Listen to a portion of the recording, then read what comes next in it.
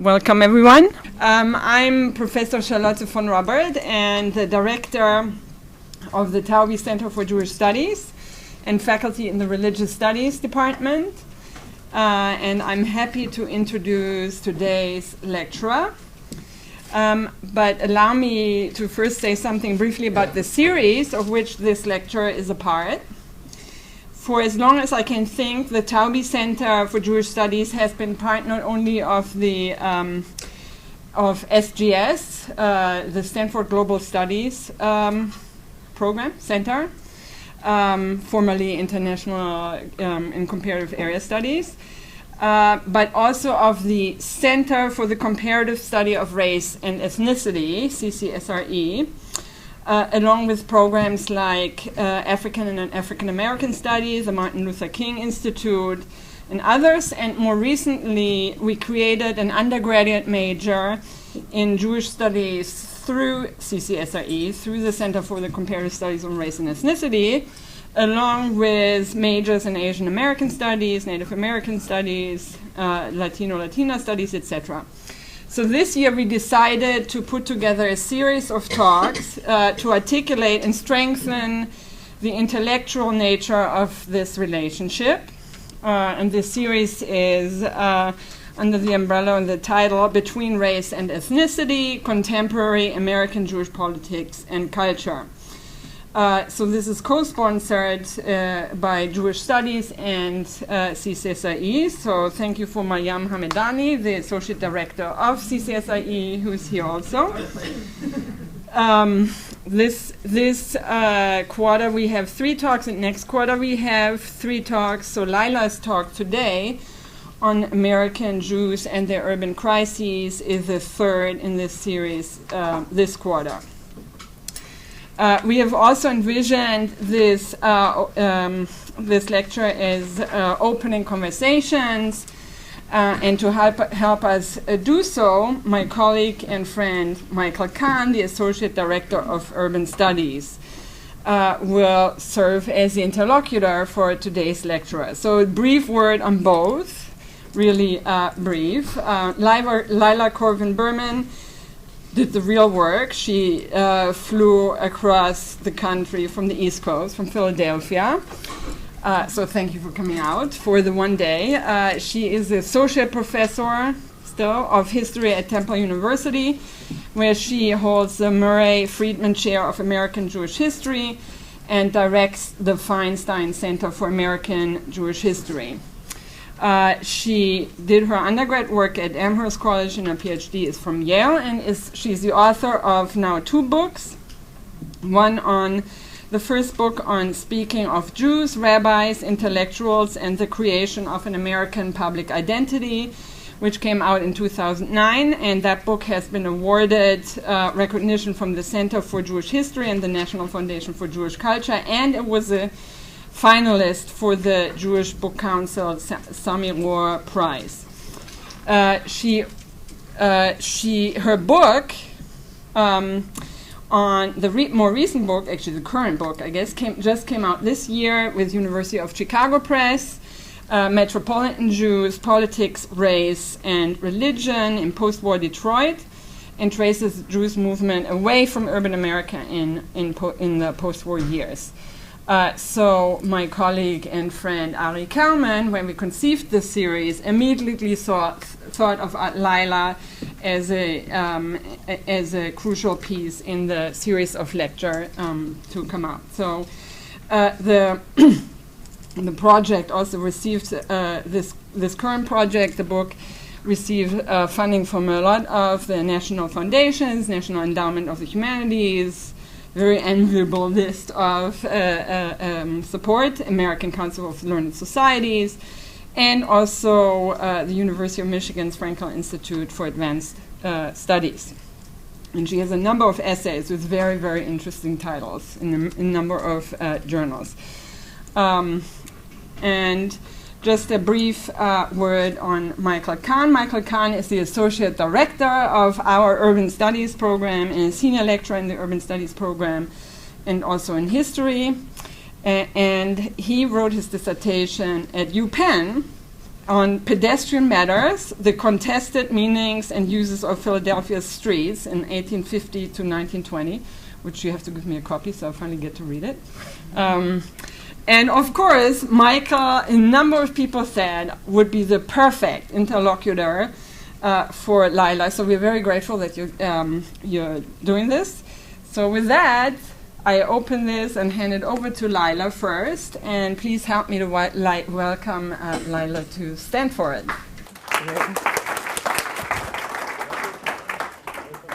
Well, thank you so much. It was well worth the trip. Palo Alto never disappoints, and it never fails to inspire me the thought of why does anyone live anywhere else? And that is exactly how I felt today as I walked around campus. It's lovely to be here. I want to thank Jewish Studies and Charlotte and the various partners that have helped put this together, and the staff people in Jewish Studies, Linda and Nicole. And also in advance, I'll thank Michael, though maybe I should wait to see what he has to say, but I will thank him. So one of the first talks, the talk that Shaul Magid gave, was actually posted online, and so I went and I listened to it, and Steve Zipperstein started talking about the series by saying that American Jews baffle. And to me, I thought this was really interesting because when I started graduate school and I decided I was going to study American Jews, there was part of me that wondered, is this a really very simple narrative in a way that, here in the United States, Jews have simply made it, right? There's a sort of linear progression to making it and attaining this sort of American dream. And maybe there's not enough depth and complexity and things to wrestle with. And so what I think I have found, and what I was sort of gratified to hear Steve start the series with, is the fact that there are so many baffling kinds of contradictions that, in fact, intellectually, trying to understand American Jews is a very difficult project because once you think you have the narrative, there's always seems to be another angle that really disrupts it, that interrupts it. And I think that that's one of the reasons I also really appreciate this series and the kind of head-on effort to really confront the bafflement of trying to understand American Jews. So I am going to talk about some of the research I did for my book and draw on especially my work about Detroit, but I want to put it in a slightly different framework than I did for the book. Which is that historians and social scientists of American Jews have long noted a kind of turning inward that occurred in Jewish life in the late 1960s and 1970s. And this has been part of a discussion about Jewish identity politics. But if one read the standard text that historians wrote about American Jews, often as a sort of coda, right, because the 1960s and 70s was sort of often too recent to be real history, there would be the comment that after some decades of being very open to wanting to be part of the broad public and wanting to fit in and contribute in various ways, there was almost a kind of pulling inward, almost a sort of cloistering. And sort of 5 basic reasons that this happened have been offered. One, that there was a generational phenomenon at work, right? Drawing on the immigration historian Marcus Hansen, who sort of famously said that by the time the 3rd generation comes along, they want to reclaim, right? And so in the 60s and 70s, this was the 3rd generation of American Jews. Was connected to ethnic revival, to what the historian Matt Jacobson talks about, the transformation of America from Plymouth Rock-based to Ellis Island-based. So the first explanation had to do with that generational phenomenon. The second had to do with the rise of a kind of Holocaust consciousness, the public effort to think about what the Holocaust meant to Jewish life. The third had to do with trends in the civil rights movement, that Jews by the 60s, by the late 60s, started to feel excluded from black politics and started to feel as if maybe their involvement in civil rights should more be invested in thinking about their own identities and a sort of inwardness. The fourth had to do with Zionism and the recent 1973 vulnerability that the state of Israel seemed to show and then triumph and that also caused a sort of inward turn. And the fifth had to do with a kind of ambivalence of middle classness, an ambivalence, anxiety of making it, and being concerned about what was being lost when socioeconomic privilege was being gained. So all of these reasons come up in the historiography, and they're important to the way that historians and social scientists talk about that kind of inward turn. What I want to suggest this afternoon, that all of those factors that have often been used to define that inward turn, and that have often been talked about in a broadly cultural sense, the inward turn is actually indicative of a much larger shift in Jewish political and collective life, and drew from the well of a major transformation also in American political life. It is indicative of, in fact, a shift toward what I'm going to call privatization politics that came to redefine Jewish collective life, Jewish liberalism, and the American liberal economic order of the final decades of the 20th century. And that unless we connect these two pieces of all those trends I just talked about and the broader notion of privatization, and I'll talk about what I mean by that, we're actually missing the larger process that was at work. What we have so often characterized, what historians have so often characterized as an internal Jewish shift, actually intersected with a major transformation in political economy in American life, and was signified by a clear pulling away of Jewish institutional experimentation with progressive and public-oriented kinds of politics. So we might think of labor Zionism and socialist communist activism, labor unionism, as these experiments with embracing a kind of public process, and then on the other side, this movement toward privatization. The two major characteristics of privatization politics that I'm going to be talking about are the following. First, the belief that the private sector offered better fixes to social and economic problems than the public or governmental sector. And the second, and tied to that, is a kind of bolstered commitment to the efficacy of a free market, and yet equally committed to maintaining state subsidies to market actors, especially business. So a kind of interesting bolstering of free market ideology by the state itself intervening and helping the free market to do its work and in effect subsidizing it. The rise of Jewish privatization politics occurred in tandem with urban uprisings throughout the late 1960s and early 1970s. And one, in fact, I would submit, can see the gestation and the formation and development of Jewish privatization politics by examining the narratives that Jews told about those uprisings and their responses to those uprisings. So that's the lens that I'm going to use today to kind of get at what I'm talking about in terms of Jews' shift toward endorsing a more privatized view of politics and of economics as well.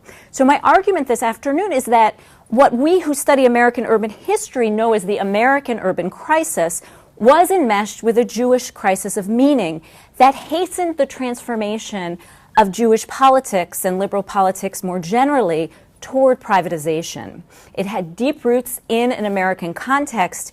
And one piece that I want to put out there, and I'd love to discuss if people are interested, is that I think it may be the case that, in fact, Jews had a much longer history of being anxious about being part of a broader public, about relying on public channels for power, and that although there was certainly a kind of period in the United States when Jews became very invested in civic life and in a kind of public-mindedness, I'm not sure that historically that was a sensibility that actually fit with kind of the longer span of Jewish history. I think that it may be the case that this privatization politics, in fact, has a deeper resonance with Jewish history.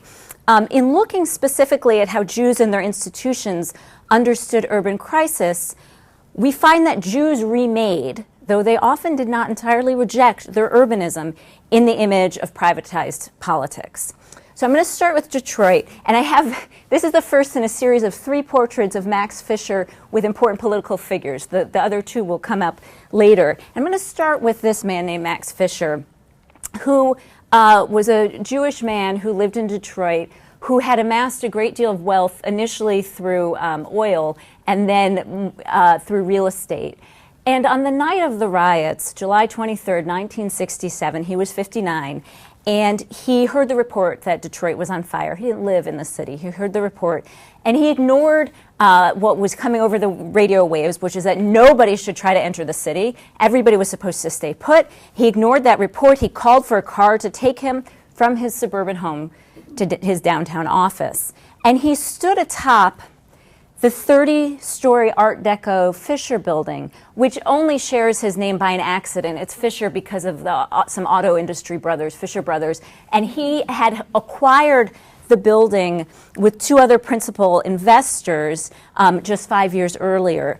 And he stood at his top floor office and he surveyed the city.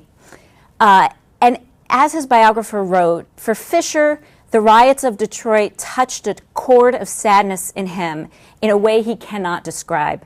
Ask him about it, and he shakes his head. Nothing in his past had prepared him to watch people in the city he so willfully claimed as his home burning their houses. Another prominent Jewish man, Stanley Frankel, whose money came from mall development and the Frankel Center at the University of Michigan, comes from the Frankel family, and I spoke to him about his experiences in the riot. He's in his early 70s now, and he told me, well, I was in the riot. And I was looking at him and thinking, what do you mean you were in the riot? And he said, yeah, I was in the riot. I was a member of the United States Army Special Reserve Unit called up to restore order.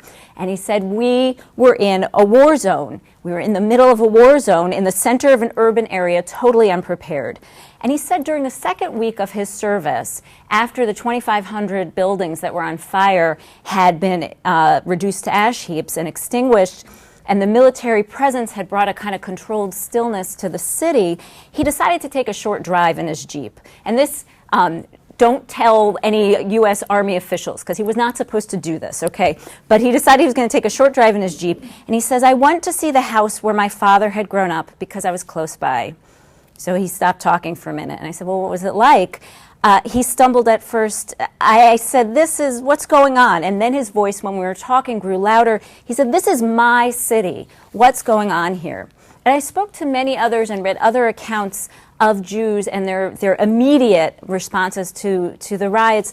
Jewish lawyers who traveled into the city to defend residents who had been jailed, non-Jewish residents, the rabbis who sermonized and told their congregants to care, to act, a family that was traveling back from a vacation in Canada, and they had their African-American housekeeper in the car with them, and they couldn't cross the bridge into the city, and they waited and waited.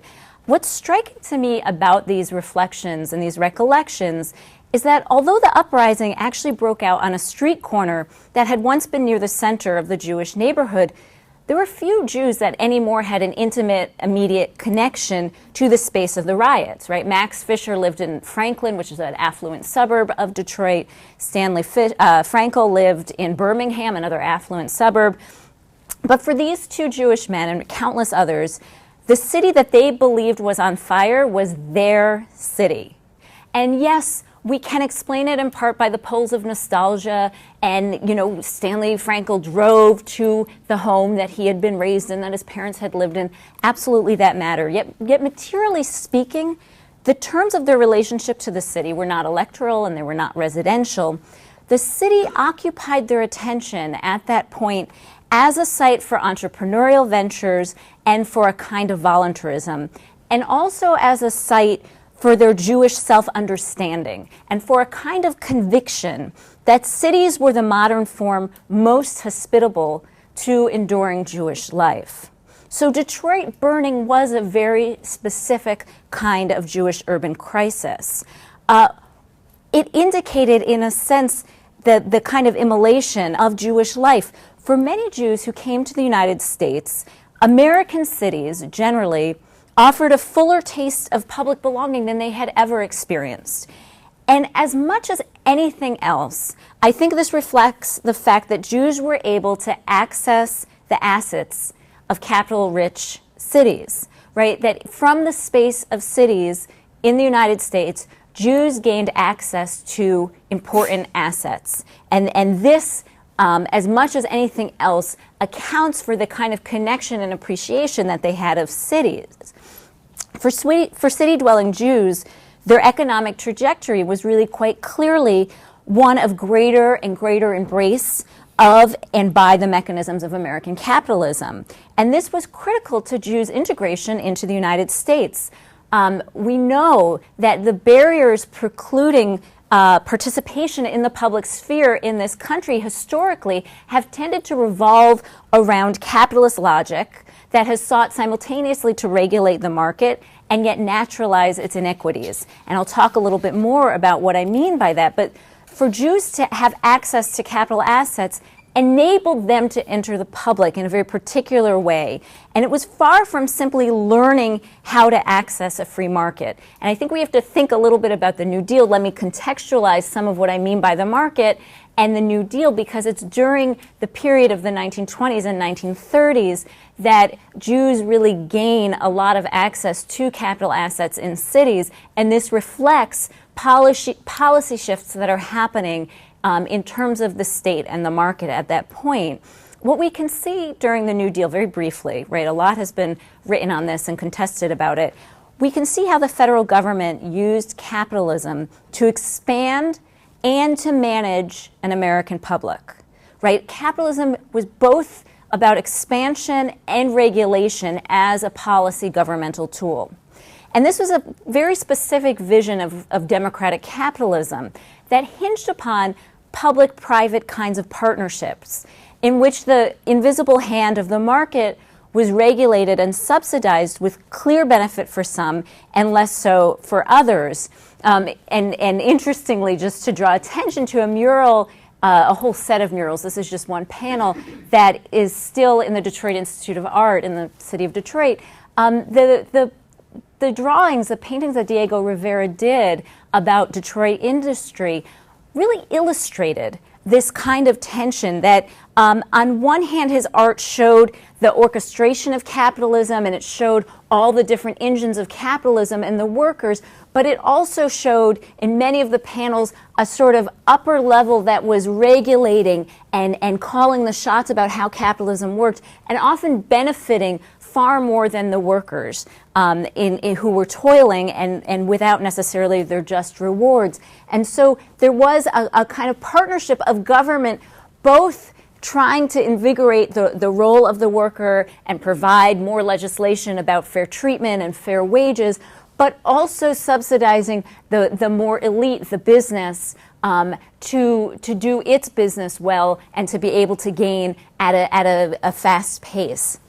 The Federal Housing Administration, which began in the 1930s, really encapsulated what was an inner tension of democratic capitalism, that tension between having a commitment to a free market and also regulation and subsidy.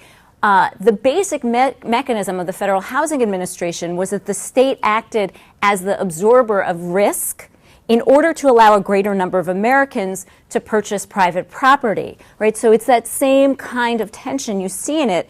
Yet by outsourcing finance and debt, the state also helped formalize a patently racist and nativist system to manage its risk by allowing banks and private business a great deal of leeway in setting the terms of credit and profiting from it. And we're well aware of it. Anyone who's followed the subprime loan crisis, there's nothing new to that, right? This was set in motion with the Federal Housing Administration, especially for Americans who were deemed risky, who categorically, Black Americans were deemed risky investments, and thus were not privy to the same kinds of privileges of capital investment. And it meant that it channeled Black Americans into a very different and highly exploitative system of housing, credit, and financing. So in this brief sort of description of New Deal democratic capitalism, my point is to show that this kind of tension or the contradictions, maybe the ironies of a system that was all about trying to have a more interventionist and robust state in helping a broad public at the same time was doing so by empowering a kind of business elite and empowering private interests and private power.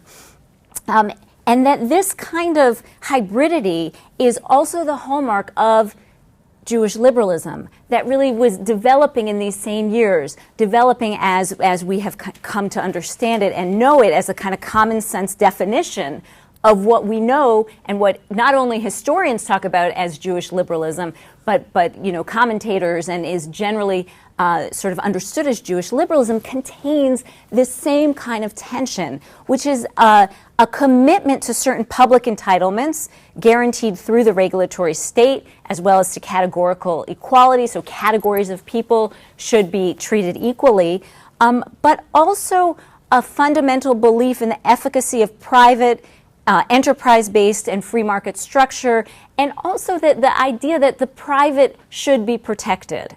Right? And I think that that kind of hybridity in New Deal liberalism became really the crux of Jewish liberalism. Now, of course, from some corners of Jewish life, there are people who totally indicted this kind of vision and said that there was not justice at the heart of this kind of politics, right? Because saying that groups of people should be treated equally doesn't mean that structures allow them to operate equally. But growingly in the 1950s, Jews and their institutions endorsed this kind of hybridity in their political and economic behavior. And what I'm going to argue is that very specifically, one can track how this hybridity worked by looking at Jews' enmeshment in private property and the private property economy. And so I want to go back to Detroit to talk about that a little bit. In Detroit, half of all Jews owned their own homes by the mid-1950s. Now, Detroit is unique in certain ways, right? In New York City, that number would not have been as high, but certainly in other cities, Philadelphia, Cleveland, Cincinnati, Chicago, it wouldn't have been quite as high. But many American cities were cities that had homes and homeowners. And in Detroit, which had probably a particularly high rate of home ownership, but not incredibly high, both of these blocks are within the city, and Jews by the 1950s were half of all Jews owned their homes. So this was a marked increase from the 1920s, when no more than a quarter of Jews in the city owned their homes. And among the younger generation of Jews, the number was even higher, and the upward trend continued. The more that one's assets were tied to the private property economy, the harder it was to issue cries against the structural inequalities of property or asset distribution in the United States. And yet historians know that no force has done more to perpetuate segregation or the assumption that its appearance is somehow simply natural in the last century in this country than the structures and emotions of private property ownership. So it's tempting to implot Jews' privatization politics in their move to the suburbs. And although there's some truth to it, as I researched Jews' post-war experiences, it really struck me that the far more important line of definition that helps us understand what I'm calling Jewish privatization politics was less where Jews lived and more when they invested in private property. So these two maps show 8 Mile Road, right, we all know from M&M, is the line that designates the divide between the city of Detroit and the suburbs. And so these maps show the predominance of Jewish population in the 50s and 60s. And by the 60s, there were pockets of Jewish settlement, certainly in the suburbs. But the time period that Jews invest really mightily in private property is starting in the 1950s. Most of those blocks are blocks of either single-family homes or two flats, I think is the term that they would use, where it was sort of a twin or a two-family home. And certainly in these blocks, these were all single-family homes. The line of divide between the city and the suburb mattered, but I would argue that when families invested in private property, whether in the city or outside of the city, mattered even more so. Starting in the late 1940s, Detroit Jews created and joined homeowners associations. And these really took off. All those neighborhoods that I just pointed off had multiple homeowner associations that were majority Jewish in those Jewish neighborhoods. And the reason that Detroiters, Jews and non-Jews, created homeowners associations was most basically because they believed in and they wanted to protect their private property, right? That's why you create a homeowners association. Now, it's absolutely the case that by and large, Jewish homeowners associations differed from many of the other homeowners associations in the city, right? And one of the ways that they differed is that Jewish homeowner associations did not overtly use violence as a strategy to deter black settlement, whereas violence was a clear and overt policy of many of the other white homeowners associations. But all homeowners associations participated equally in a regulated private property economy that devalued the black dollar. It did so by not giving, the larger structure did so by not giving blacks access to state-subsidized and state-backed financing to buy homes, so that black families had to rely on private financing, often through land contracts, which was an entirely exploitative system.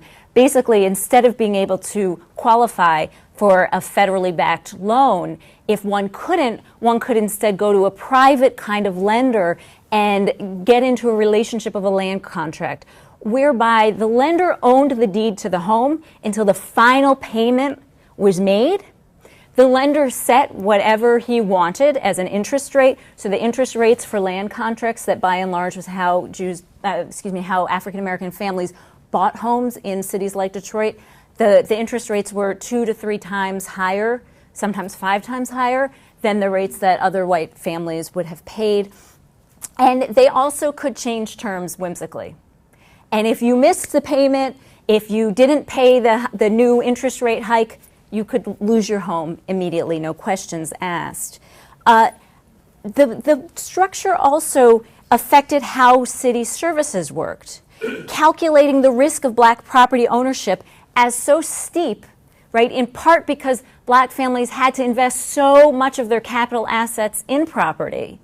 And cities then saw this as risky in and of itself, that often they pulled public resources from areas where black families settled, such as trash collection, infrastructural repair, and made those areas less desirable to live in. So all of this meant that private property was both far more expensive for black people than for white people to buy, and also that its value, dollar for dollar, was far less. The single most important reason that Jews moved from one place to another in Detroit was to secure the assets that they had invested in private property. Some Jews didn't want to live next to the black families that were moving in. Some Jews worked really, really hard to say that we should embrace whoever our neighbors are and work to have a good integrated community. But the main reason that Jews moved is because they got nervous that their property assets were going to be devalued. They saw that their homeowners associations were not able to secure that value, and they felt disillusioned. They started to become disillusioned with these kinds of efforts. Now, many started to simultaneously lobby for governmental regulation that would protect private property investments and also remedy the overt racism in the housing system that they believed, and they articulated this often, disproportionately affected Jewish neighborhoods. So they fought for open occupancy legislation and remediation to try to rid, especially real estate agents' practices of the most egregious and open forms of racism. But they did not think about or try to enact different kinds of reforms for how credit worked and how financing worked and how banks worked. Right, and in part, I think that had to do with the pressures of anti-communism, that kind of fair housing activism was slapped down as being something that the communists did. Whether one was card holding or not, it didn't matter. But in hearings in the 1950s, too much activism in trying to change the housing structure in the United States was seen as a kind of red flag. Jews also gained a kind of faith in the style of John F. Kennedy and the new mayor in the 1960s of Detroit, Jerome Kavanaugh, who became the mayor right as pretty much as JFK was entering office, that Detroit could become a kind of model city that protected private assets with the strength of public dollars and public social protections. Right? So they absolutely worked to try to create a government that was really responsive to having both a respect for the private property economy and also investing significant public assets in trying to achieve a higher standard of living for the broad public. But as the Vietnam War drained federal funds and as urban flight patterns shrunk the city's asset and tax base, public coffers were really less up to the task of state interventionist politics. And the federal money that LBJ had pumped into the city through his war on poverty programs, and that Jerome Kavanaugh, who was a young and progressive and sort of Kennedy Democrat sort of mayor, had relied on, fell apart. And so that precarious balance that Kavanaugh, that LBJ, that Kennedy, that Jews had been really invested in, the balance between raising a public standard of living and also protecting the free market, and free market, especially private property, started to fray. So what was Detroit like on the eve of the 1967 riots? Many Jews had left the city, but over half still lived within its limits. And this distinction, as I said, mattered less than the fact that most Jews owned property, private property by then. And in their campaigns for fair housing, they talked about freeing the market from racism, making the market more able to function in the free way that it should. The logic went that a free market was a fair market and property rights could be proxy for civil rights. What changed then with the riots? And here is where I get sort of to the crux of wanting to talk about privatization politics, because I think that the urban crisis in Detroit and in cities throughout the nation hastened what was already a kind of transformation in progress toward Jewish privatization politics. Certainly the federal government deployed U.S. armed forces to quell the riots. We've talked about that. The government gave federal dollars to help rebuild the city after its destruction.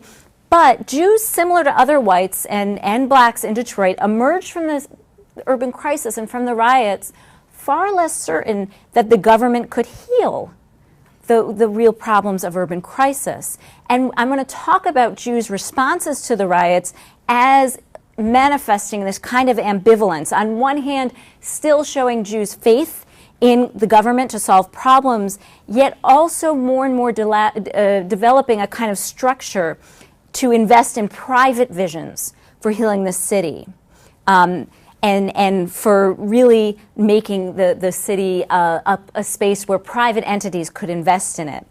So 4 days after the riots, the Detroit Jewish News proclaimed Detroit is back to normal, right, which was completely preposterous. But what was at the base of that kind of assertion that, normalcy reigned again, was the immediate response on the part especially of the business community and also different religious leaders to create private mechanisms to help rebuild and remake the city. And one of the most important mechanisms was the creation of an organization called New Detroit. New Detroit was brought into being immediately after the riots, right? During that week when armed forces were still in full force in the city, 39 black and white leaders formed New Detroit. And it was described as a privately supported, this is how it described itself in its literature, privately supported, regionally oriented, urban affair research and coordination agency. The people who were tapped to join it were empowered residents of the city and also non-residents who had control of resources or occupied some kind of strategic position. It was not an elected body. It was not an appointed body. It didn't matter if one lived in the city or not. Max Fisher initially was the only Jewish person who was in New Detroit, but within about 3 or 4 months, there were a few other Jewish business leaders who were asked to join it. the business group felt that they could be agile and unfettered by the kinds of legislative checks and the need for electoral buy-in that burdened public officials. And on the first anniversary of the riots, the Detroit Free Press noted that it was not the politicians who stepped forward after the riot to run the recovery effort, it was the city's business, industry, labor hierarchy. And I think the only piece missing from that assessment was the role of philanthropists, because it wasn't just business and industry, it was also philanthropists. And I want to suggest that Jews had another kind of distinctive stream, because I think a question I would anticipate getting is, well, what's distinctive about this kind of, distinctively Jewish about this kind of privatization politics? And I think one piece of it has to do with philanthropy, actually. That beyond their involvement in urban privatization, they also had a long history of working through semi-autonomous philanthropic bodies to make change. This obviously predated the post-war years, but it expanded exponentially in those years, raising money for Israel, professionalizing how philanthropy worked, and eventually becoming what I'm starting to call in other research I'm doing, an entire American Jewish philanthropic complex. Jews' enmeshment with this structure, I believe, enabled them to feel a particular kind of comfort, I would say, with private-sourced but publicly oriented, whether communal or more broadly oriented, urban activism, because they operated through similar channels in their own communities. And we can see within the Jewish community that in their efforts to address the post-riot city, Jews were quite quick to think about philanthropic kinds of solutions, and in part to direct the course of repair away from the two main electoral bodies that remained in the city. And those bodies were black residents who stayed in the city and an increasingly reactionary white conservative electoral base in the city. And that was really the electoral competition in the city. And Jews were unhappy with either of those extremes. In no small measure, white liberals' disenchantment with public urban governance was clearly connected, I think, to the rising clout of black people in cities and also to the rise of white reactionary politics. And Jewish leaders in the late 1960s understood that their connection to the city would be primarily mediated through private modes. Okay, so let me talk a little bit about philanthropic entrepreneurial activism, and I'm going to go back to Max Fisher. So I promised two more in this important series of pictures with Max Fisher and other elected officials, other important political officials. So not long after he entered office, Nixon appointed Detroit's own Max Fisher to chair his administration's Voluntary Action Program Committee. Fisher was also the first Jewish member, as I said, of New Detroit. He was a really important fixture in Michigan's Republican Party, and he was a crucial supporter of Governor Romney, a major funder of lots of different political campaigns. He was also very prominent in national Jewish circles. He was the president of the Council of Jewish Federations from 1969 to 1972. And he very clearly analogized private Jewish voluntarism to private American voluntarism, right? He sort of cut his teeth on the idea of voluntarism by working in the Jewish community. He was a very effective fundraiser, and then he took these ideas and worked with Nixon on a national level to really make voluntarism, as opposed to state interventionism, the way that social change would happen. For Fisher, entrepreneurial philanthropy made good business sense. In the final analysis, he said, as business helps in meeting social problems, it truly helps itself. And one thing I would point out is that although he certainly was a Republican, I'm not certain that his republicanism was so important to how he understood voluntarism. And I don't see a kind of partisan divide, really, with this. There were many other Jews in Detroit who were, by and large, most Jews in Detroit were Democrats, and they endorsed the same kind of model of voluntarism. Fisher worked to revive Detroit as a space of economic investment, determining that this more than electoral politics was the path towards civic good. Real estate and urban revitalization projects that use public funds to subsidize the growth of private industry, right? He believed that that was the way that money should flow, that public funds should help private industry, and that private industry would redound benefit to the public, that that was the right kind of food chain.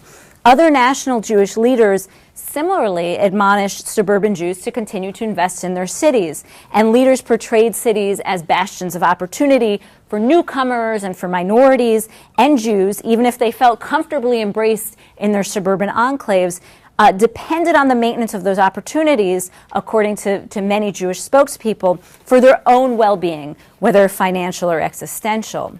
The vast majority of American Jews throughout the 1970s, it's important to note, continued to support the idea of publicly funded social welfare and urban programs, right? And this is indicated most strongly by their ongoing endorsement of the Democratic Party. But in the world of the world of privatized Jewish activism grew ever stronger, and it in fact paralleled the rising privatization efforts that were embraced both by Democratic and Republican politicians. Often that inward turn that I started talking about at the beginning of the talk in Jewish collective life was observed as a cultural or religious phenomenon, but it manifested itself also in political ways, in efforts to free Soviet Jewry or pro-Israel efforts enmeshed with these privatization politics. And it reflected as well shifts in tax law and investment policy that increasingly empowered individuals with public sanction and public dollars to make decisions about how and where to spend those dollars and how to define public good. And there's some very important shifts that happen actually in tax policy in the late 1960s that empower this kind of privatized politics in really, really important ways, I think. And all of this parallels a rising inequality gap in the United States. And I think we have to keep this in mind in thinking about the engines of privatization politics. Privatized and often entrepreneurial Jewish activism emerged as a central component of Jewish liberalism. And I think it molded the ways in which Jews engaged with cities in the coming decades. Through private dollars, private foundations, through development corporations, which proliferated in the 70s and 80s, prominent and wealthy Jews found themselves in positions of power, akin to elected positions that they had sought and sometimes won in earlier decades. But one did not need an electoral base to operate through this kind of political mode. And as the government continued to cut funding from public social welfare and urban programs throughout the 70s and 80s, focused philanthropists and development corporations channeled private funds to direct the fate of public life.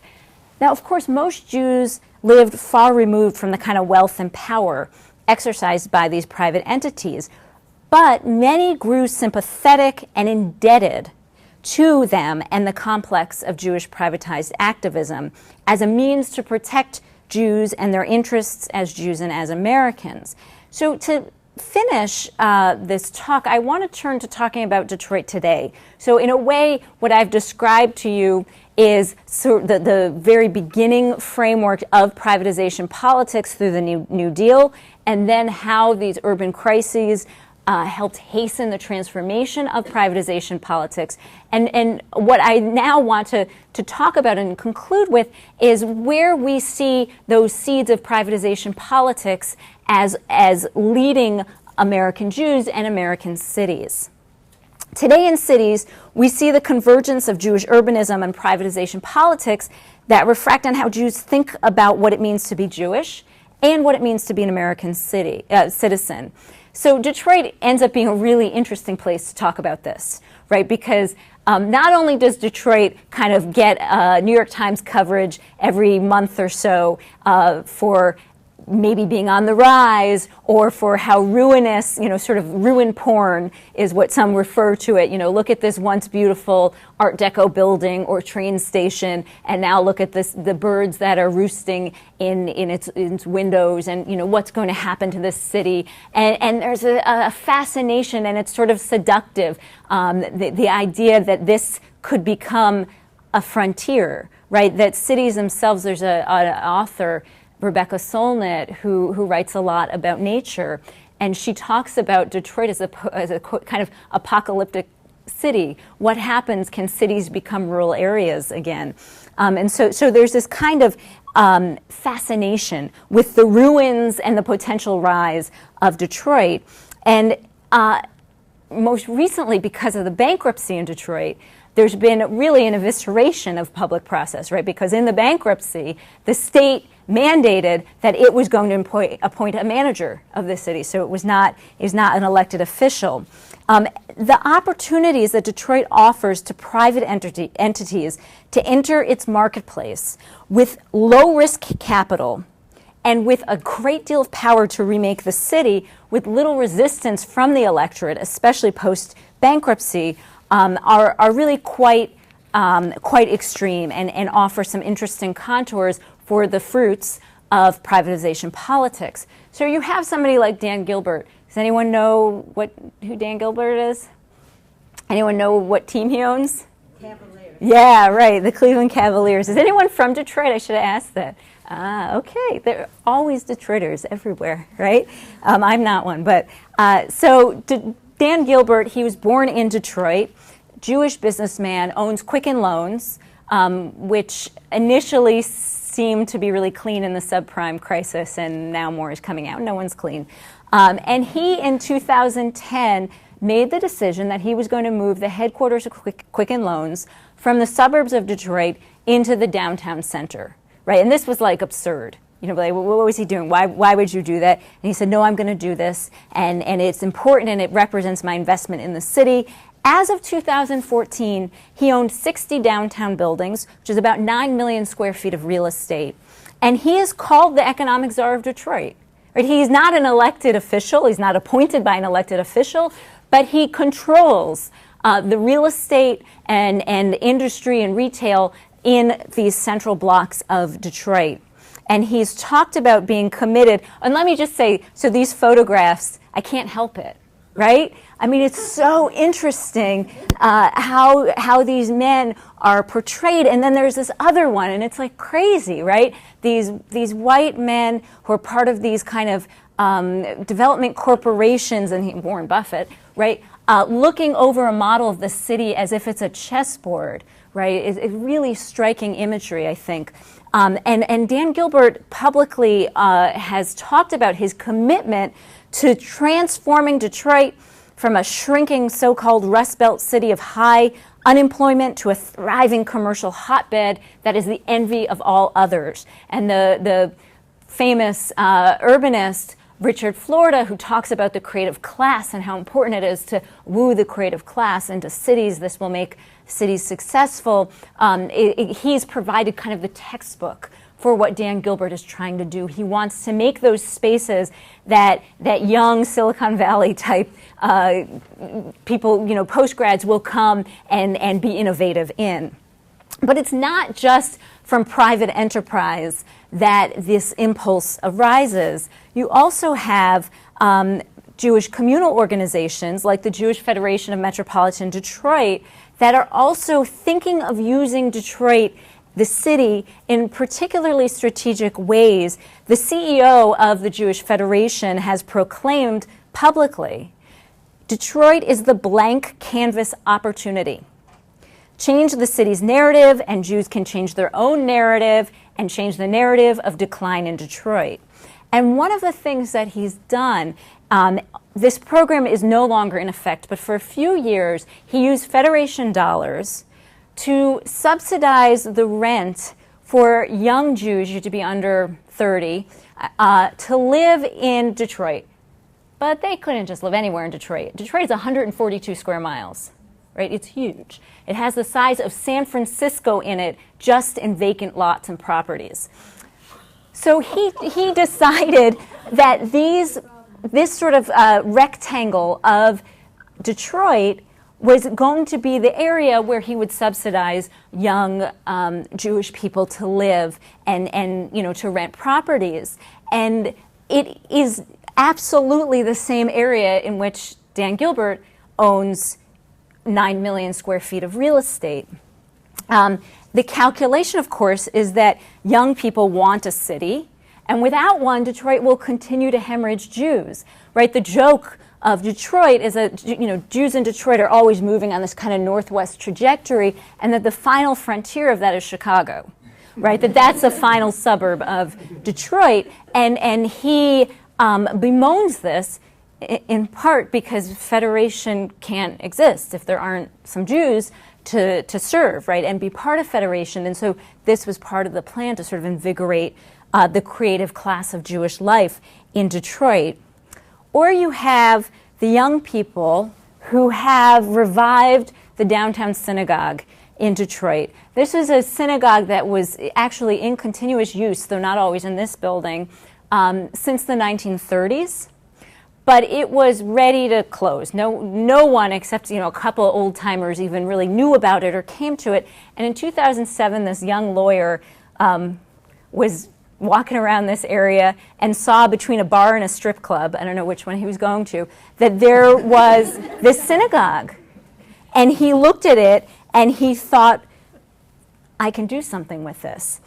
He raised philanthropic dollars from Jews in the suburbs, and he has helped create a really vibrant young community for young Jews who are either living in the city or living outside of the city, but feel committed to being in the city and being Jewish in the city. And one of the reasons that this community can exist, and this downtown synagogue is in those same blocks that I just showed you in the last map, one of the reasons that this space can exist and that young people can walk to it at night, or that young people on Simchat Torah can hold Torah scrolls and dance around on the streets, is because Dan Gilbert has a private security force. Right? And this is not unusual. Lots of places that we might assume are public oftentimes have private forms of surveillance and monitoring. And in some, no one ever told me the exact building or the exact place, but one of Dan Gilbert's real estate holdings, there's an entire floor that is devoted to all these screens showing what's happening in all these various security cameras. So many of the young people who go to the downtown synagogue, and it's a very, very young community. I think the average age of a board member is like 28. And dues are like $76 a year or something. It's totally funded philanthropically. Many of those young people are really critical of Dan Gilbert and Federation. They're not happy with the way that it's designated just a few blocks, the way that it doesn't seem to account for the other 130 some odd square miles of the city. But whatever they do so fueled by private Jewish dollars and by this privatized structure that's not invested in fixing streetlights or sidewalks in that other 130 some odd square miles, and that's not funding the city's police department or its public schools. Much of the entrepreneurial philanthropic work happens with tax subsidies as well, thus depleting the coffers and the power of public decision making. And this is really important. Those properties that Dan Gilbert has bought all have serious tax abatements attached to them, often over a decade of no taxes owed, right? And that's the public actually paying for Gilbert to have this kind of power that he has. So this buttresses and reproduces the logic of privatization politics, which at its heart is deeply skeptical of the public and yet indebted to it. So more than a piece of the ethnic revival or Holocaust Israel consciousness or generational change, what historians have offhandedly most of the time noted as Jews' inward turn in the 60s and 70s was indicative, I believe, of the remaking of Jewish liberalism through privatization politics. So let me end there. And I know Michael has a few things to say in response. I didn't talk about that. Let me put it back there. And then I'll be really happy to hear your thoughts and have a discussion.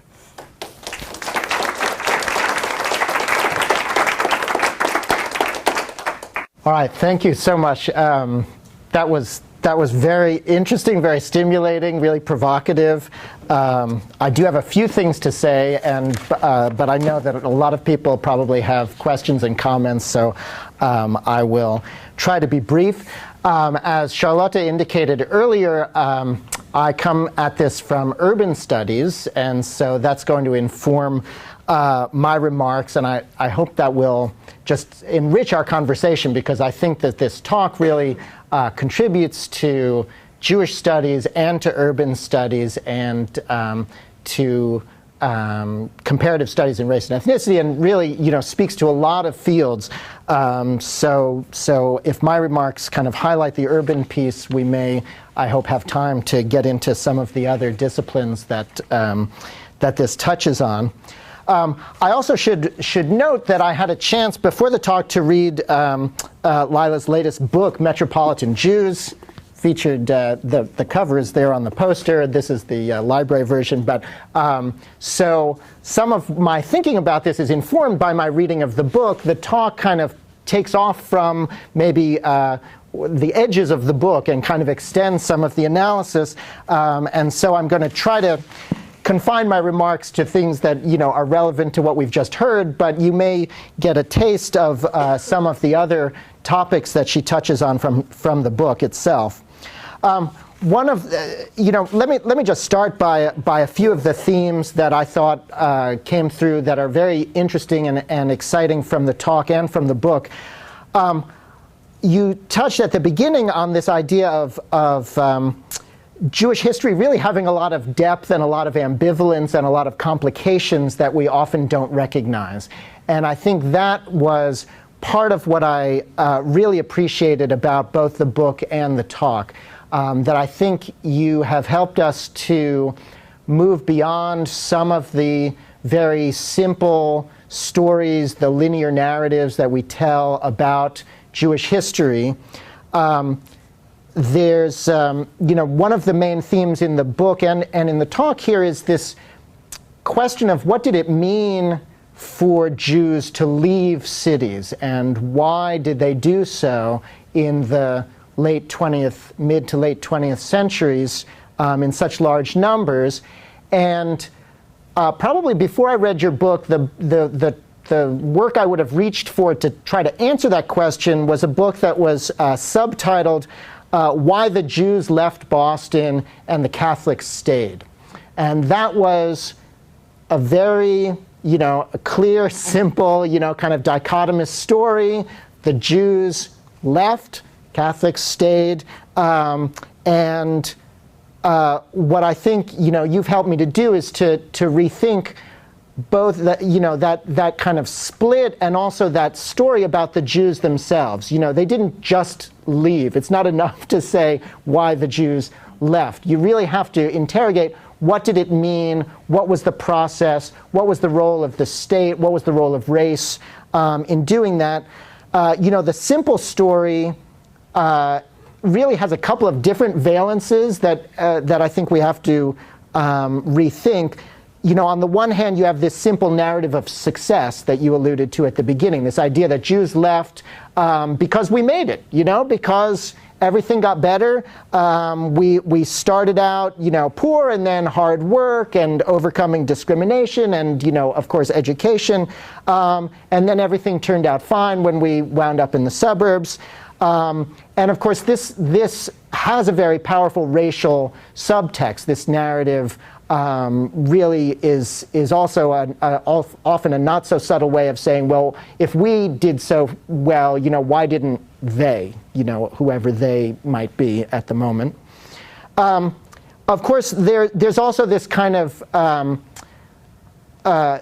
narrative that flips that on its head and looks at it as a story of decline, right? That everything in the old neighborhood was better. The family was closer, the politics were more interesting, the food tasted better, and life was more authentic. And now, we've become just kind of boring bourgeois white people in the suburbs.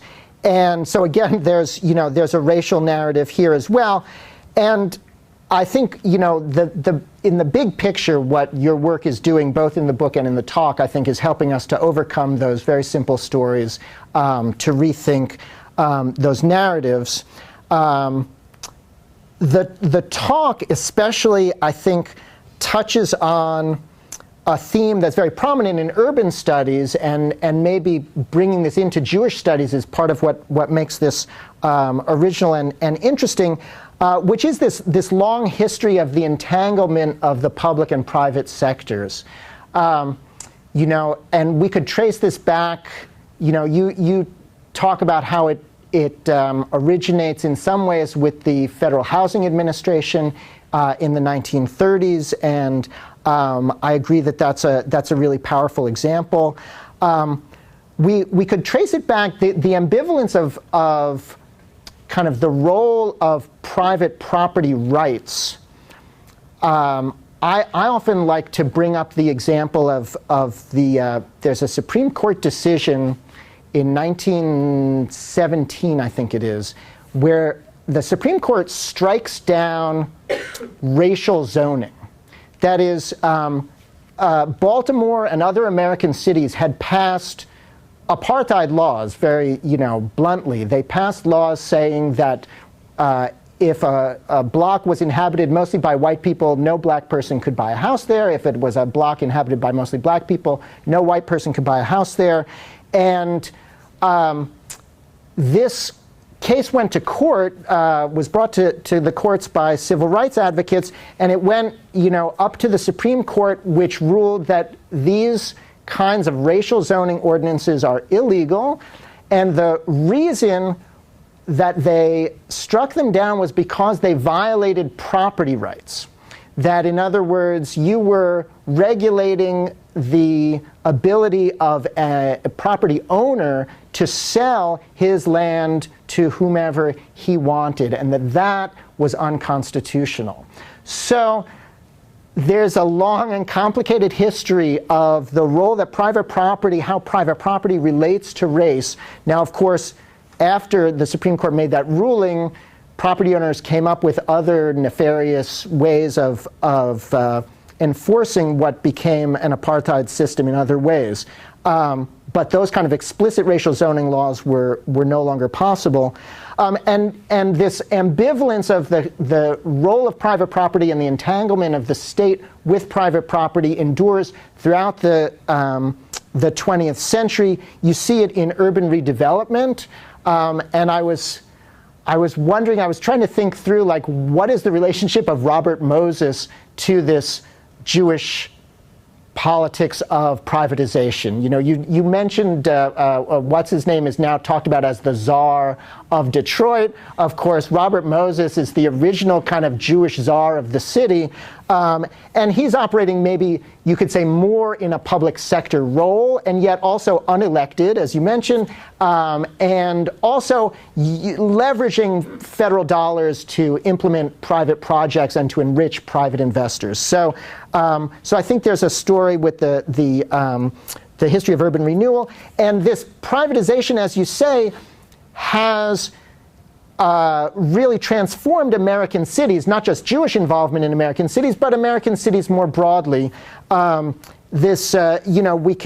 could enumerate so many examples: the privatization of prisons, the privatization of schools, and the growth of charter schools, the privatization of public housing through Section 8 and other kinds of public housing. The growth of community development corporations, as you mentioned, the growth of business improvement districts. Sharon Zukin and a lot of other scholars have talked about the way the public sector has been increasingly privatized. And so I think there is a lot of resonance, a lot of similarities with what you're describing in the larger context of urban history. So I'll conclude by raising maybe a couple of questions, and then I'll open it up to questions from the rest of the audience.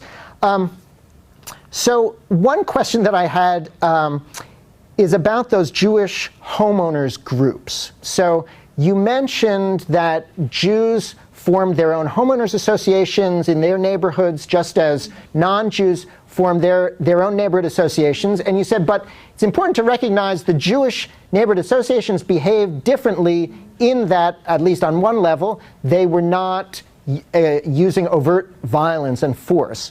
Now, you also, I think, rightly point out that that doesn't excuse them from a lot of the other kind of bad and discriminatory behaviors, but I still, it makes me wonder, like, why do you think that that was the difference, and were there other ways in which these groups differed?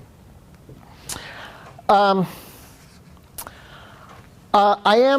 also interested in hearing maybe a little more about what you think this Jewish angle adds to our understanding of privatization politics. I mean, it is, as I've said, it is a theme that we've heard from a number of other scholars and commentators, this growth of the private sector, the erosion of the public sector. We see it throughout American life.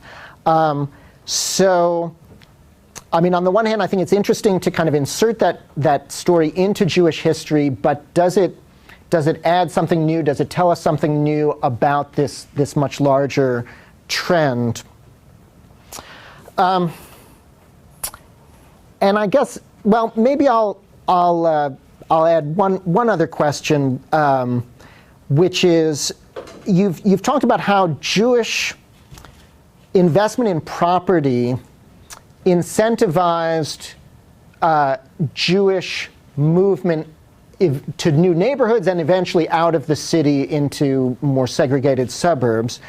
So I'm wondering, how does one account for the admittedly rare exceptions where Jews stayed and lived in integrated neighborhoods? And I think both of us, if I am remembering correctly from your acknowledgments, both of us have spent time in Mount Airy in Northwest Philadelphia. And so we have at least the experience of that neighborhood to draw on. It is often cited as one of the few Jewish neighborhoods that successfully integrated and where the Jews did not, the Jews didn't leave and while the Catholics stayed. So, all right, those are my questions. You can take them or leave them, and I want to give everybody else time to make their questions and comments as well. Yeah, thanks so much. Why don't we bring some other questions to the floor, and I think probably through them, these are great questions, and I so appreciate. Sounds great. Okay, well, I'll just, I guess I'll moderate, or do you want to just take the questions? I'm happy to. Okay, yeah, why don't you field the questions and see what other people have to ask or comment.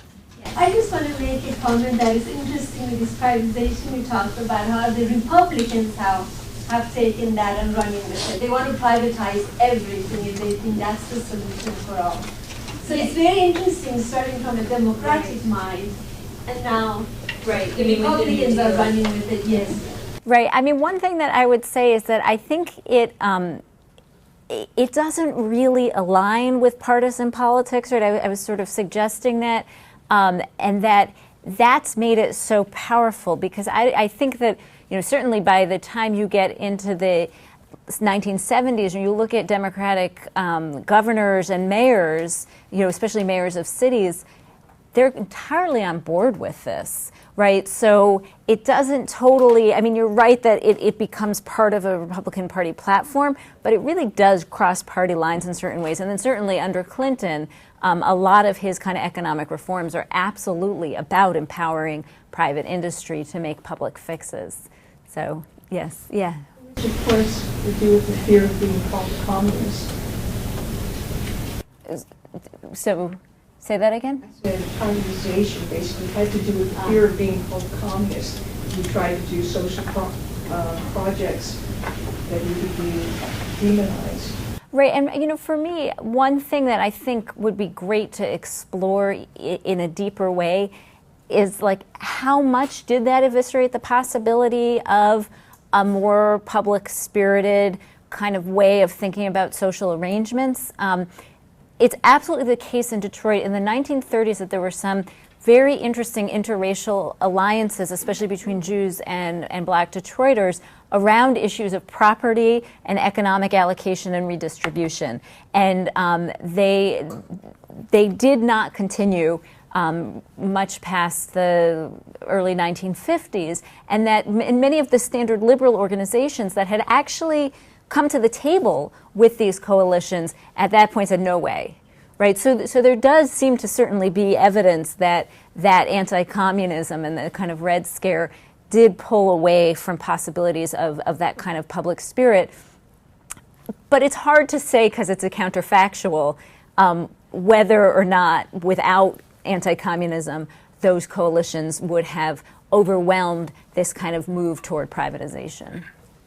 Let me repeat the question. So she's interested in the role that women played in all of these transformations that I'm talking about, because I don't know, was there a picture of a woman at all? Did I mention a woman's name? I don't think so. There were two women in the New Detroit. Oh yes, there were two. That is right. Good noticing. Yes. Right. So, you know, one of the ways that women's activism played a role in some of the changes that I track in the book was in those neighborhood associations, in those homeowners associations. And many of the Jewish neighborhood associations were affiliated with this Jewish community council that was like really involved in intergroup relations and really committed to stability. Like they just wanted things to be harmonious and stable, and they got nervous when things were not. And they really relied on the Jewish community council and the Jewish neighborhood associations, relied on women as kind of the foot soldiers for those associations. Women became sort of amateur ethnographers, and they would, look around the blocks and see who was selling or where there might be pockets of tension. They would report what was happening in their children's classrooms. They were really involved in the phase of a more kind of grassroots response to urban shifts that were happening.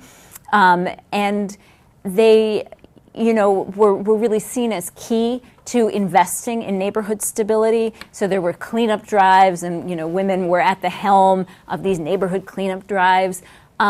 Once the movement in Jewish urban activism sort of expands to a broader kind of citywide vision and then a legislative vision, women's voices really did disappear from the archival sources. Now, does that mean that women weren't thinking about it and active? Absolutely not. And there were some women who had a presence in it. But the kind of role that they had in those neighborhood groups, there's not a corresponding role, certainly in Detroit, and I think in many other cities, to the sort of broader legislative activism that Jews get involved, and into the privatization and kind of entrepreneurial activism. The other part of your question about Jane Jacobs and sort of settlement house models and these other trends of urbanism and the role that women played, I'd have to think about more, like what role gender played, because I'm not sure. There's certainly other men who embraced kind of Jane Jacobs' new urbanism. I'm not sure that the gender line, that's interesting and suggestive, and I'm not sure how much more it is than that. I'm interested in sort of the philanthropic role that you sort of started to talk about, and it sounds like you're beginning to do or have done work in that, and sort of both in Detroit, because Detroit has a pretty robust philanthropic sector localized in that region, but also just sort of Jewishly, how you sort of make mention to sort of the burgeoning or emergent Jewish philanthropic complex, and sort of how does that exactly? So how does that? What sort of formations do you see at this point in time? Yeah. So you basically just narrated this, I'd say it's the closest to an intellectual epiphany, really, that I can claim having had when I was writing one of the final chapters of the book, where I talk about privatization politics, and I wanted to make a point I make in this lecture, that Jews in some ways were very comfortable operating through these private modes of power because it echoed the philanthropic structure that governed communal life. So I thought I should footnote that, right? We're supposed to footnote everything we think, and that's responsible. So I started looking, and I found really interesting empirical studies of Jewish philanthropy, how much Jews give, and trends that changed.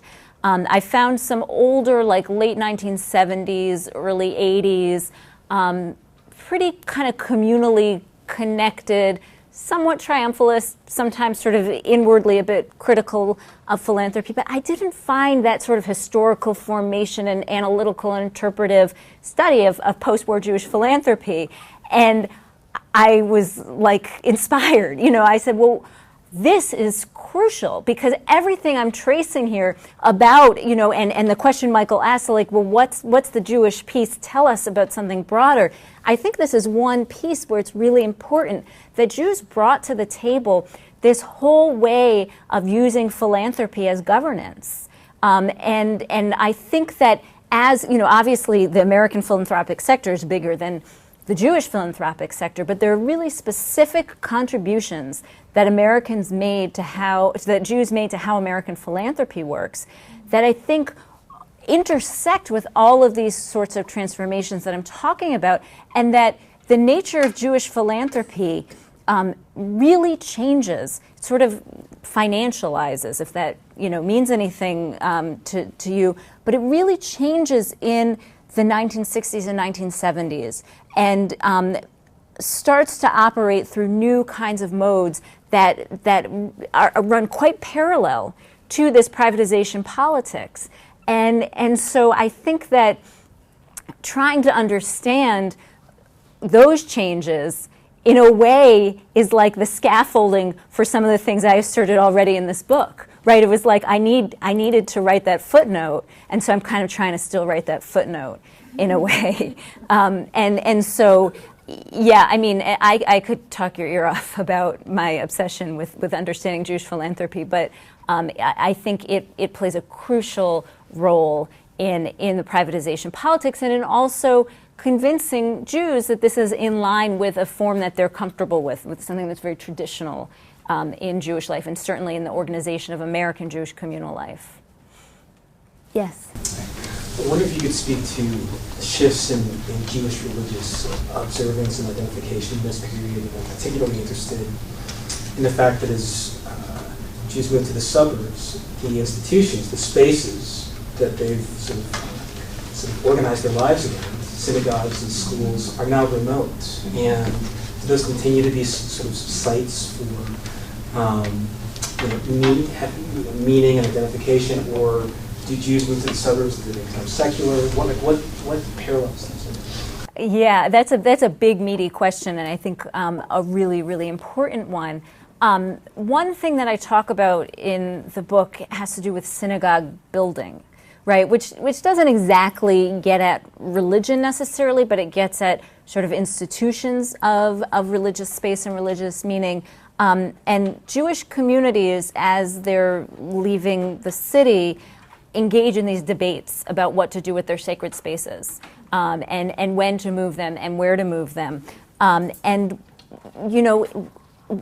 Aside from Orthodox Jews who have a different set of constraints about proximity to their institutions, some institutions say, well, let's metropolitanize, right? We don't have to be a neighborhood synagogue. People can come from afar, and in fact, some add the word metropolitan to their names, right?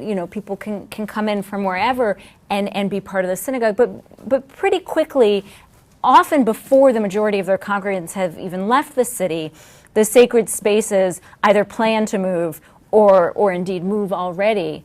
And one of the things that really fascinated me was the actual architecture and the architectural changes from the buildings, the synagogue buildings in the city that were neoclassical, sometimes neo-Gothic, sometimes Moorish, that were all kind of based upon the sort of quotation of the past in the architectural form, and that often also replicated the kind of civic landscape. And when Jews move to suburbs, they are really vested in modernist architecture. Now, this is in part because modernism is a popular form of architecture at that time, but they create these kind of narratives to explain it that have to do with creating a new kind of Jewish life, right? That the old is not what they want in the suburbs. They want new kinds of religious spaces. They are responding, and they consciously articulate the fact that Hitler was against sort of modernist aesthetics, and that this is a way of sort of proving Jews victorious of that. And so the spaces themselves, which are figured in part as like creating a new neighborhood for Jews, like these will be the centers, at the same time betray that kind of ambivalence to what happened in the old spaces. So, I mean, this is not exactly a direct question to your answer. I think there's lots of different kinds of spiritual transformations that happen, but even just looking at the buildings and the transformations, and the last thing I'll say is that the buildings themselves and the way that the private property economy is tied into the buildings. I mean, I got a little too obsessed probably with the building committees and the men, almost all men, who served on building committees, and all the ways that they were using that work to sort of position their own real estate holdings, and the kind of deals that they were able to broker and make, and yet saying, like, we're ultimately doing this because we absolutely love our community, and we need to build a $7.4 million synagogue in 1972 because this is showing how much we love our community. It was showing a lot of other kinds of business possibilities. Yeah. Sorry, my voice is a little hoarse. You talked about the recent trend of trying to attract young Jews to move to Detroit with giving them funds. How's that working? I'm just curious how that's going. Well, so the program only ran for a couple of years, and the reason that Federation stopped doing it is because they felt like they didn't need to anymore. That in fact a lot of young Jews were deciding on their own to settle in the city. I mean, the other reason is that rent is just not very expensive in Detroit, and so there's less probably here. If somebody said, "Oh, I'll pay half your rent," that would be very attractive to all sorts of people. But yeah, right. But in in Detroit, rent is quite cheap. But Federation continues to do all sorts of activities for young Jews and to attract young Jews into the city. And so it's done a whole number. It does all these micro grants for different kinds of Jewish startups and incubator space and innovation, and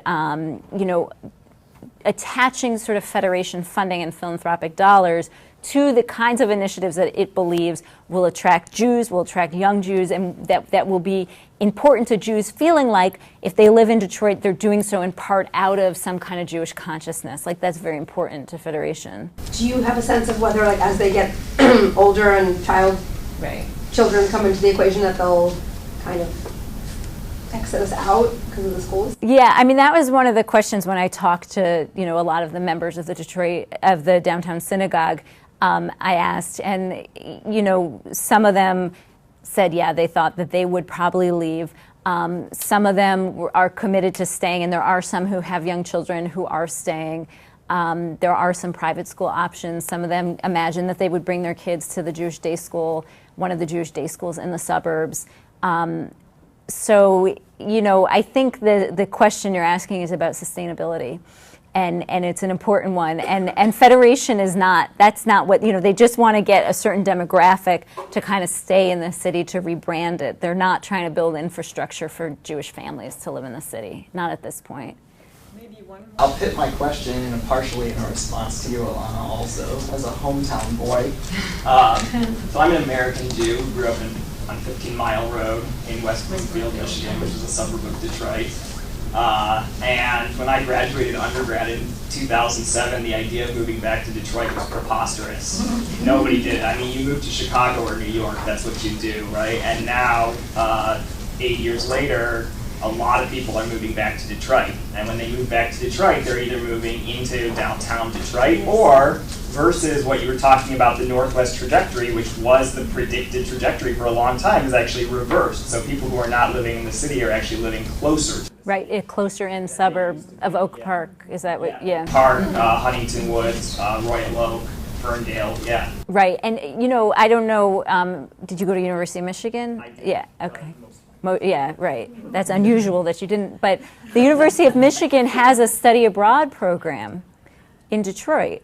Right? I mean, so it's a really interesting effort. And again, this sort of idea of Detroit as the canvas as a place that can be remade, that can remake individuals and communities, and is sort of open for experimentation, is really also in a kind of tension with the fact that there are people who actually live in this city, right? It's about the tension, right? Because I think that tension is one of the characterizing features of Detroit right now, the love-hate relationship between city dwellers and suburbanites, the love-hate relationship with Dan Gilbert himself is sort of like the major defining characteristic of Detroit.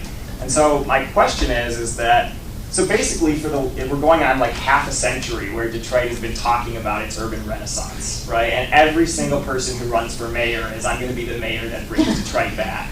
And it doesn't happen by any, sort of measurable outcome. The population's declining, blight is growing, the schools are getting worse, public services are getting worse. So it doesn't happen at all. And so this is really sort of like the first time in 50 years that you're starting to see people from the suburbs who are moving into Detroit and sort of forming a life in Detroit. And so it's sort of interesting that it comes with this tension, right? And so I guess my question is that if we take as a given that privatization might be the thing that created this situation, that caused it to happen, but the only, that caused the decline of Detroit to occur, yeah. Then, but the only sort of, in 50 years of trying to recreate Detroit, the only thing that has been successful is Dan Gilbert's privatization. Is it that in a privatized created problem that the only solution is also privatization, or is there actually an alternate way out? So I'll answer the really brief story, which is that I served on a panel at the Detroit Institute of Art, actually with some of the heads of the major foundations that are involved in Detroit and in sort of rebuilding it, and also some of the major business owners. And they were very happy with themselves and the things that they were doing to help the city. And I was trying to talk about, all the people who might not be as helped by this. And in fact, tons of people are still trying to leave Detroit every single day. Because if you are a lower middle class or a middle class black family who's lived in Detroit, who's now, has some class mobility, you are going to get out. It is not fun. It is not a playground for you to live in that city. And so we're talking about it, and I sort of tried to be charming and smiled, and I said, what you guys are talking about, it was all men, what you guys are talking about sounds like oligarchy. And they said to me, who the hell else is doing anything? Do you see anyone, if you presented us with another viable option, then maybe we'd give some credence to your opinion. But what else is happening here, right? There's nothing else coming into this city, right? So how dare you, in a sense, criticize this, right? And it came because of auto decline, Well, it's certainly connected, but from overseas, from China. Right, but deindustrialization is one thing, but cities respond in lots of different ways to that. So thank you for that question, and thank you very much all for your engagement.